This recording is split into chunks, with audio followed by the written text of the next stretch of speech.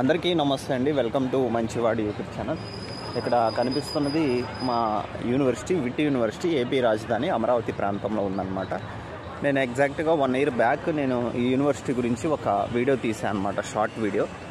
అందులో కంటెంట్ ఏమని చెప్పానంటే, యూనివర్సిటీలో PhD సీట్ వస్తే 31,000 per month first year, second year నుంచి థర్డ్ ఇయర్ నుంచి 35,000 per month మనకి స్టైఫండ్ వస్తుంది. ఎవ్రీ ఇయర్ మనము ఒక 40,000 ఫీ పే చేసుకుంటే సరిపోతుందని చెప్పాను అనమాట. సో IITలో చదివినటువంటి ఎవరైతే ఉన్నారో వాళ్ళే మనకి గైడ్ చేస్తారు, ఫ్యాకల్టీగా మనల్ని లీడ్ చేస్తారని చెప్పాను అనమాట. సో ఇదే మా యూనివర్సిటీ. అయితే ఆ వీడియోని చాలామంది నెగిటివ్గా తీసుకున్నారు. అమరావతి, భ్రమరావతి, కమరావతి, అలానే ఇది ఫేక్ న్యూస్, నెక్స్ట్ ఇదంతా గ్రాఫిక్స్ అని పెట్టడం జరిగిందనమాట.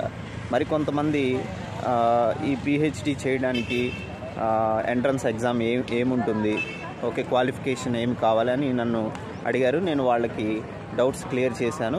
కొంతమంది 2-3 జాయిన్ అయ్యారనమాట. సో ఒక విషయం అండి, ఏ పొలిటికల్ లీడర్ అయినా కూడా వాళ్ళు ఇంప్లిమెంట్ చేసినటువంటి స్కీమ్స్ ఏవైతే ఉన్నాయో వాటిని మనం తీసుకొని మన ఉన్నతమైన స్థానానికి ఎదగాలి అనేది నా ఇంటెన్షన్ అనమాట. దానికోసమే నేను ఆ వీడియో చేశాను.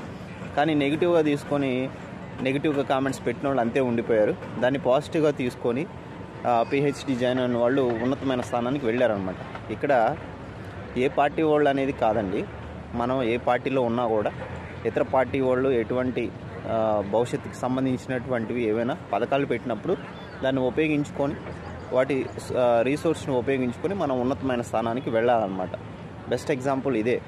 మరికొంతమంది అయితే మీ యూనివర్సిటీ వర్షం వస్తే మునిగిపోతుంది. వర్షం వస్తే ఖచ్చితంగా కొన్ని ప్రాంతాల్లో వాటర్ వస్తున్నాయండి, దాంట్లో ఇబ్బంది ఏం లేదు. ఇక్కడ నేను అప్పుడు వీడియో చేసినప్పుడు 25,000 మంది చదువుకుంటున్నారు, ఇప్పుడు 30,000 మంది దాకా అయ్యారనమాట యూనివర్సిటీలో. సో ఏదైనా కూడా పాజిటివ్గా తీసుకోండి. మీరు ప్రతిదీ కులం పరంగా, రాజకీయ పరంగా మీరు తీసుకున్నారంటే మనం యద్భావం తద్భవతి అనే ఒక సామెత ఉంటుంది.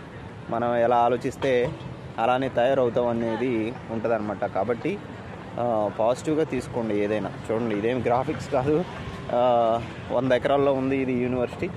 సో ఇంకొక 100 ఎకరాలు కూడా అలాట్ చేశారు గవర్నమెంట్ అనేది. సో ఇంకొక 5 yearsలో 50,000 స్టూడెంట్స్ వరకు టార్గెట్ పెట్టుకున్నారనమాట. మీరు చూడొచ్చు. So be positive. ఇది సెంటర్ బ్లాక్ అంటారు, ఇది ఒక బిల్డింగ్.